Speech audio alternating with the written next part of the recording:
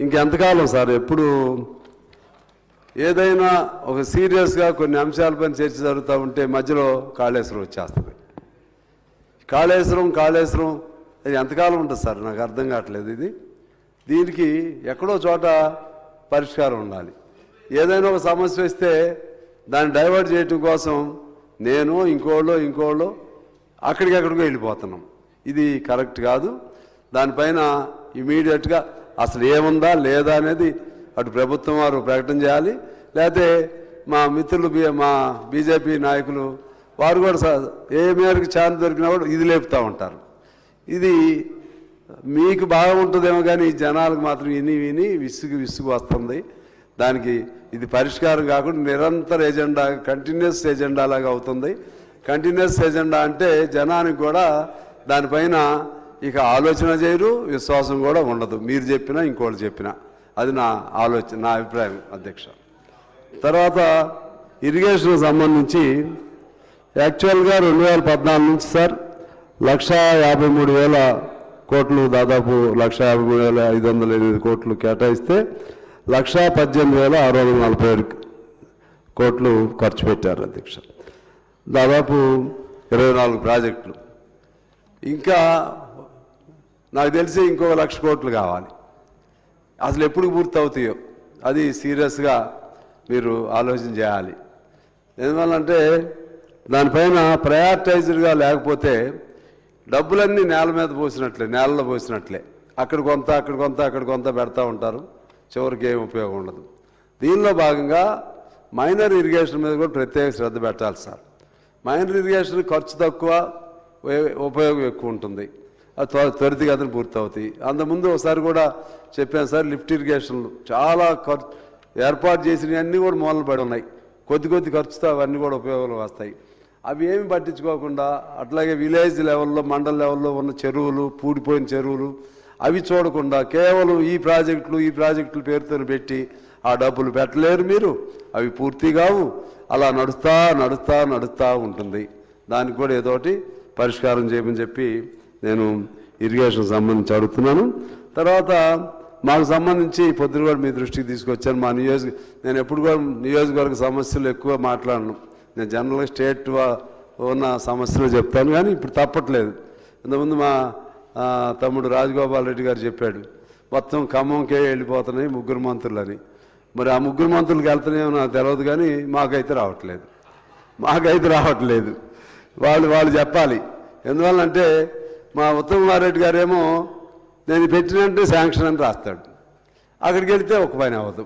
2.5 ఏళ్ళ నుంచి తిరుగుతున్నానండి, ఒక్క పని కాలేదు.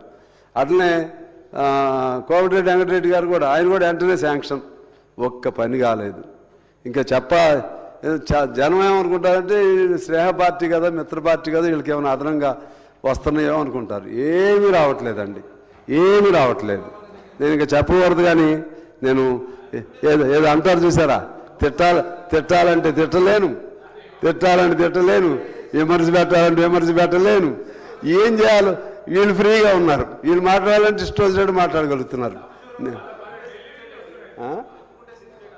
అదే మీరు మాట్లాడాలంటే మాట్లాడగలుగుతున్నారు. నేను మాట్లాడాలంటే ఏం చేయాలి? స్నేహితులు కాబట్టి గట్టిగా మాట్లాడలేను. మీరు దాన్ని just you're taking advantage of my leniency, my sensitivity. So అది ఎక్కడో చోట మాకేం అదనంగా వద్దు సార్. అదనంగా స్నేహితులు అని ఇవ్వాల్సిన అవసరం లేదు. ఇప్పుడు ఇళ్ళు ఉన్నాయి, ఇళ్ళకి సంబంధించి ఇచ్చారు అన్నిటికీ. అలా ఏ నిధి అయినా సరే నియోజకవర్గ వారీగా అన్ని పెద్ద ప్రాజెక్టులు అయితే అన్ని చోట్ల చేయలేదు, కానీ రిమైనింగ్ ఫండ్స్ ఏమైనా ఉంటే ప్రతి నియోజకవర్గానికి రోడ్లు లేకపోతే మంచినీళ్ళు కొంత అలా ప్రతి నియోజకవర్గానికి ఇవ్వచ్చు కదా సార్. అలా ఇవ్వకపోతే ఎవరిని అడగాలి? సిగ్గేస్తుంది సార్. ఎట్లయినా మాకు కూడా ఆత్మగౌరవం ఉంటుంది, మాకు కూడా పౌరుషం ఉంటుంది. ఎన్నిసార్లు అడిగి మీ అపాయింట్మెంట్లు మీరు దొరకరు, మిమ్మల్ని పట్టుకోవటం, ఎక్కడ ఉంటారు తెలియదు, ఫోన్లు ఎత్తరు. మాకు ఏం కారణం సార్? ఇది జనం కోసం తప్పట్లేదు, కానీ పనులు అవ్వవు. మామూలుగా అయితే ఉద్యమాలు చేసేవాళ్ళం, రోడ్ల మీద కూర్చునేవాళ్ళం, ధర్నాలు చేసేవాళ్ళం. ఏమీ లేకుండా అసమర్థుల్లాగా మిమ్మల్ని చేశారు సార్. మీరు ఇక మేము భరించలేము సార్, కొద్దిగా మాకు భరించలేము, మాకు కొన్నైనా మీరు శాంక్షన్ ఇస్తారు, ఆవిడ సంతకం పెట్టరు ఆర్థికంగా, ఆర్థిక శాఖ మంత్రి. లేకపోతే అసలు ఎవరు పని చేస్తారు సార్? నాకు ఒకటి సార్, ఇది సందర్భం కాదు కానీ మీ సమన్వయం ఉండాలి సార్ శ్రీధర్ బాబు గారు. ఇప్పుడు మంత్రులకి ఆర్థిక శాఖ మంత్రికి ఇద్దరికి అనుబంధం సమన్వయం ఉండాలి.